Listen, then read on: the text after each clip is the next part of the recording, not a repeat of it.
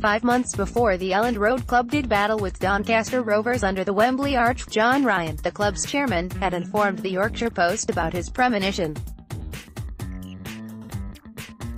Not only were the two clubs set to meet in the League One playoff final, but Rovers would triumph by a one-goal margin.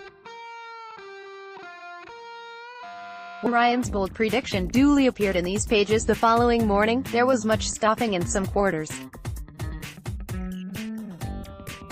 On May 25, 2008, however, he had been proved right in the most glorious of fashions. "Through my life, I have had moments of inspiration, and predicting to the Yorkshire Post a Donny Leeds final and us winning was one of those," says the former Doncaster chief about an afternoon when James Hayter netted the only goal of what, at that time, was the only all-Yorkshire playoff final. "The only thing I got wrong, from memory, was the score.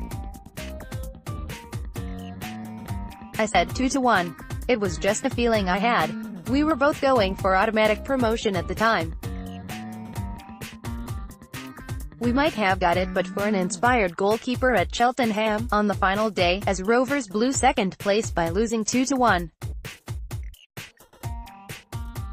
But, in a way, I am glad we didn't, as that would have meant missing out on what was, to me, the crowning glory of my years with Doncaster Rovers." There were other promotions, including another to the Championship on an incredible day at Brentford, in 2013. But winning at Wembley against a club like Leeds to go back to a level we had last been at 50 years earlier, well, that was what dreams are made of. Ryan's dreams may have come true, but, for Leeds, defeat under the Arch was a nightmare end to what had been, up to that point, a remarkable campaign. Having kicked off in August well adrift of their 23 peers courtesy of a 15-point deduction for failing to follow the Football League's insolvency policy when exiting administration, United wiped out the deficit inside 5 games. By the final Saturday in October, Dennis Wise's side were in the playoff places. Wise's exit early in 2008, coming on the back of influential assistant Gus Poyet having earlier left for Tottenham Hotspur, disrupted Leeds, but, still, the club claimed 5th place. Without that points deduction, automatic promotion would have been their prize at the end of a season that brought 27 wins and only 9 defeats. "It is a shame that we couldn't do it, because it was a special year and a special group of players," said David Prutton, who made 46 appearances for Leeds that term. "A lot are still very good friends. This season that took a lot out of us, in terms of the 15 points and how we had to battle through as a team that was put together in pre-season with a shared experience of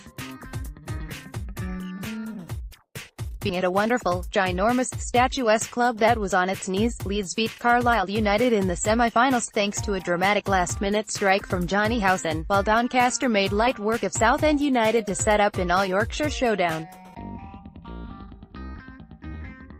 "The game was a good one," recalls Ryan, who had rescued the club from rock bottom a decade earlier following the disastrous reign of Ken Richardson.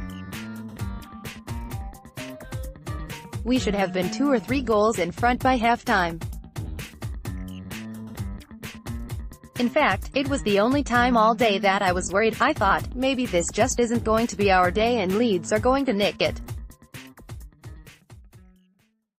Thankfully, we scored a minute or so into the second half with a goal worthy of winning any cup final, and that is what this was, a cup final. Historically, Leeds have been the best team in Yorkshire.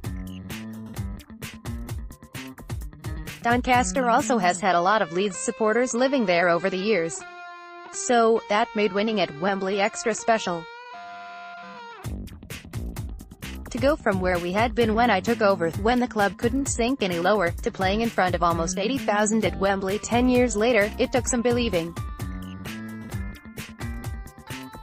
But we did it. Genuinely, it was a day when dreams came true for all of us at Doncaster Rovers, as winning at Wembley put the club back on the map.